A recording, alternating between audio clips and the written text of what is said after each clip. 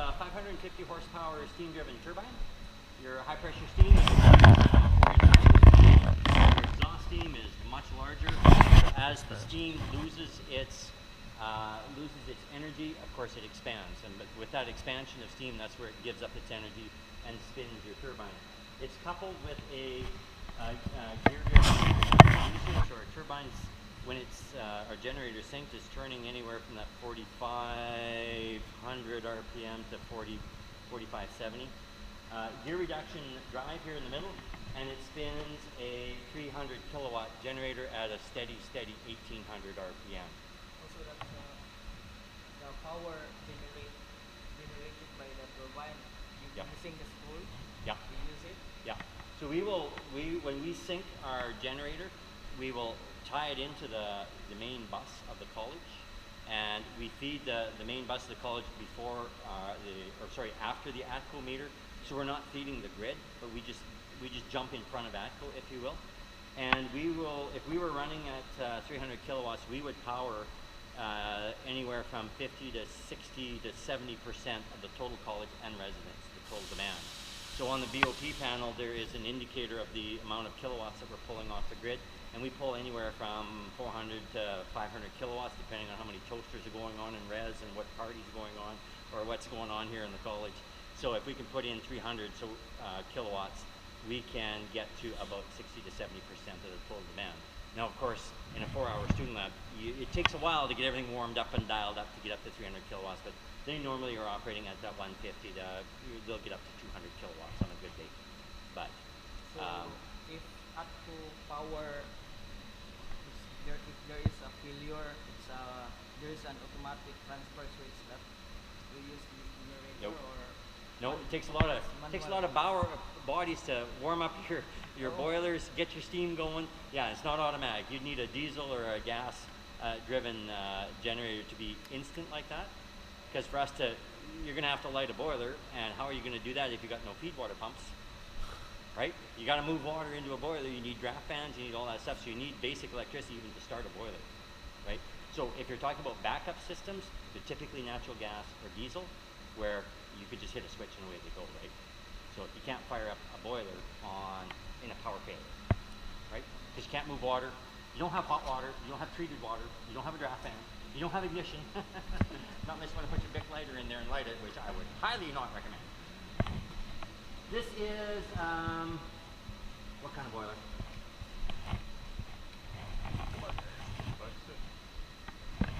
It's a D boiler. It's a D. This is the same water tube. Same Water boiler tube. as what we just walked by over there. It's the old boiler. So this is the sister. This is the ugly sister to the old boiler. But this is the same capacity, same water tube, just a slightly different configuration. So on the other boiler, we saw our burner and our drums are all in a nice line. This one here, the drums are offset to the left, so it's right on the left edge. So your piping then goes from the steam drum to your mud drum in a vertical section, and then you get a series of pipes that are bent all the way across the top, down, and over here, and of course you make that void, and then you throw your flame in. So the reason why the difference is that you get you have more tubes exposed to the radiant flame, and you have less tubes exposed to the convection side. Where the old boiler, it's just the inside tubes get exposed to the actual radiant flame, and then the heat rises on the convection side. So just different configurations. This boiler operates the same fuel train, same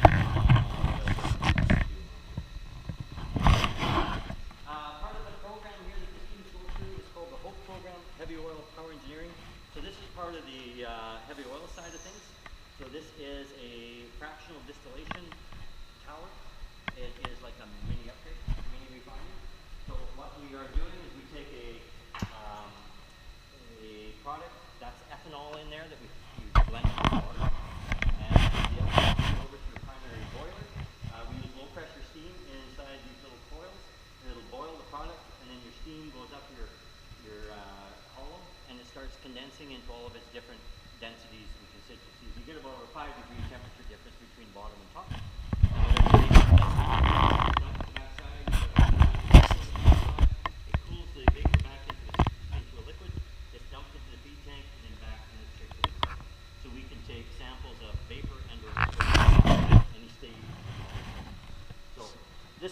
France, these guys have been here a couple of times to help with training and setup. Amazing guys. The technology is super amazing, and they hand blow their own glass. Built this thing. Like, knock your socks off. What these guys can do.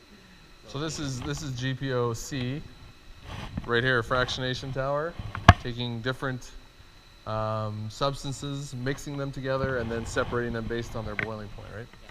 So you have your reboiler. I bet you up there's some reflux, I would imagine. Well, I guess the reflux would be the... Residue, reflux, well, this is a long time I labeled this thing.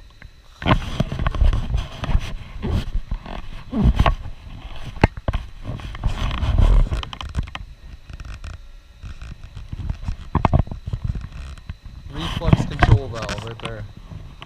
So...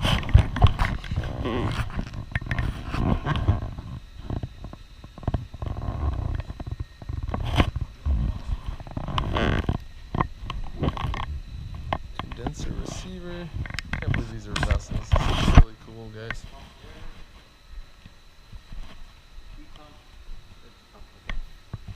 This I'm not real familiar with this thing.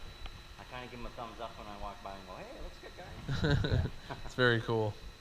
But yeah, it's quite a neat piece. Yes, yeah, to heat it up, yep. Can we have a look at your pumps back there? You kind of skipped over your... Sure, yes, good point.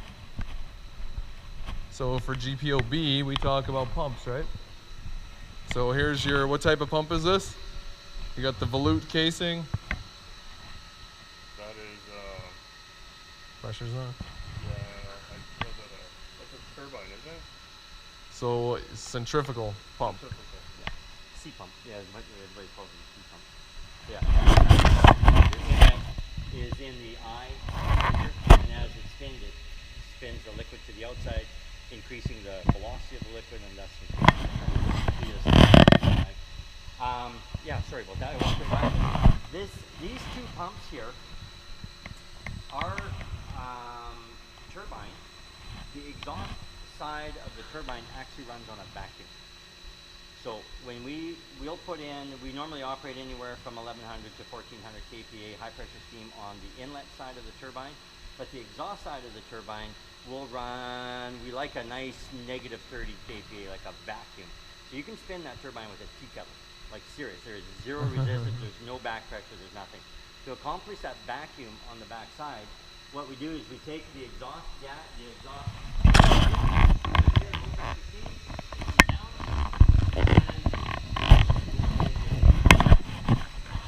Oh, this one right here? Oh, so here's your steam coming in, low pressure steam, which is coming out of the exhaust. And what we do is we run it through a big...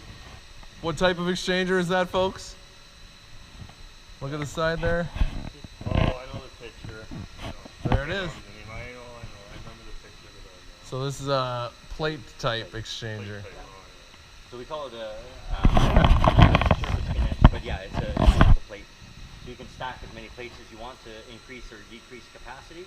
And each plate is sealed with a rubber gasket. You've actually blown apart one. That little guy over there actually. There's another one right there. Yeah, See the little one so right there's there? about 4 or 5 of them in here if you walk around and find them all.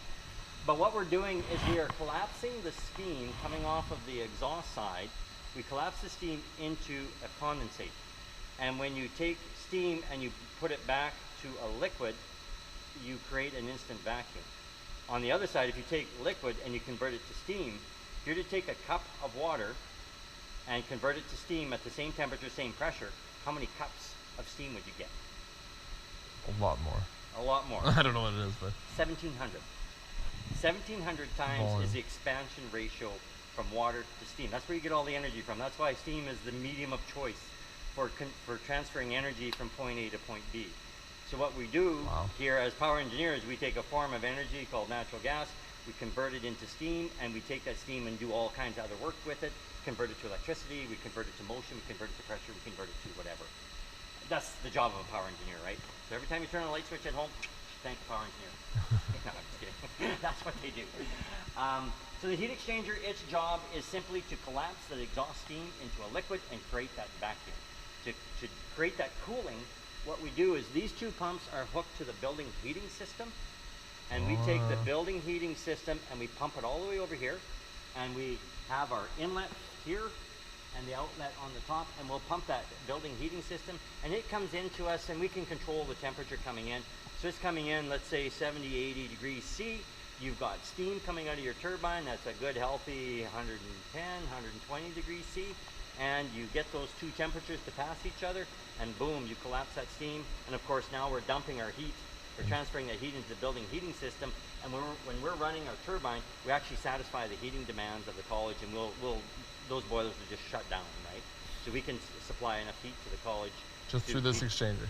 Just through this exchanger. That's incredible. Yeah. And we That's can satisfy that heating loop in a heartbeat, like about 30 to 40 minutes. We've shut those boilers down, and we can overheat the system to where we have to bring our cooling tower online to kind of cool the building water as it's coming over before we bring it over here, so we can keep our vacuum. We lose our vacuum, we lose our turbine. Wow.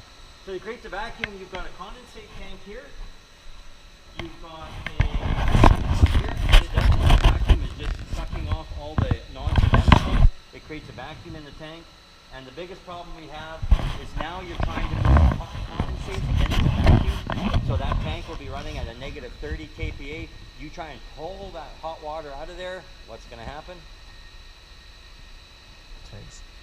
You're going to take that water and you're going to flash it to steam, and you vapor lock this little pump. So we've had all kinds of issues surrounding that. That tank should be elevated about here to create that head pressure on that pump, which we can't do. But anyway, we managed to work around it. But that condensate goes back into that blue. That's